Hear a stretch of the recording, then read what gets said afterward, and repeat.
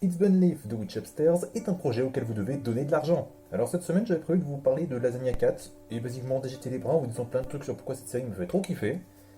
Et puis soudainement on a toqué à ma porte et l'actualité en la personne d'une sorcière gauve trans m'a foutu un poing dans la gueule et m'a secoué jusqu'à ce que j'accepte de lui donner mon fric pour cette série animée. Bref. Lilith, Bunleaf, Walter, que vous connaissez probablement pour avoir créé Nightmare Kart, un jeu de course sur le PS1 qui était anciennement un fangame de Bloodborne avant que Sony ne vienne faire chier, revient avec un nouveau projet, une web série animée sur deux meufs trans, Vi qui a abandonné ses études et vient récemment d'emménager dans un appart à New York, et Béatrix qui habite au quatrième étage du dit appartement où elle vient d'emménager et qui n'a que tellement doué qu'elle a réussi à inventer une technologie pour pouvoir voyager dans les jeux vidéo. Du coup, quand Vi essaye de lui rendre une boîte perdue, trouve un casque et se retrouve à l'avoir sur la tronche par accident, des choses rigolotes se passent. Pour nous, hein, pas pour elle. Donc oui, ce projet a été révélé, il y a donc eu un pilote de moins environ 10 minutes qui est sorti, et il y a une page Kickstarter aussi qui est sortie. Est-ce que j'ai regardé le pilote? Oui.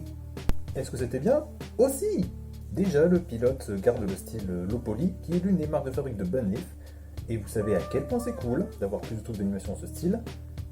Vraiment, genre, je regarde tout ça, la façon dont les persos bougent, dont la caméra se déplace, ça fait vraiment cinématique de jeu PS1 sans problème. Je pourrais vous dire que c'est officiel et peut-être que vous pourriez me croire. Ça aide aussi que le concept de la série est introduit relativement simplement et rapidement en nous montrant du point de vue de quelqu'un qui ne sait pas ce qui se passe, comme nous quoi.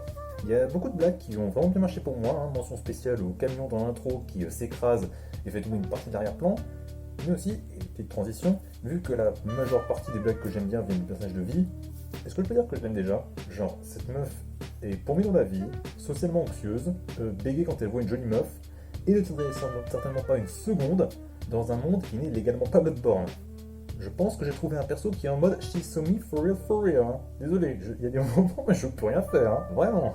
Alors il y a quelques petits problèmes au niveau du son de toute l'équipe des voice actors qui est un peu trop faible à mon goût, mais c'est du chipotage. Et ça n'enlève rien au fait que cette série est déjà pleine de charme dans sa vibe et met en place plein d'éléments qui sont, je trouve, très intéressants.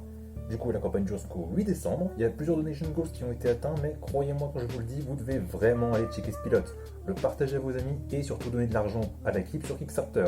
Parce que franchement, je ne doute pas que le produit fini vaudra vraiment le coup.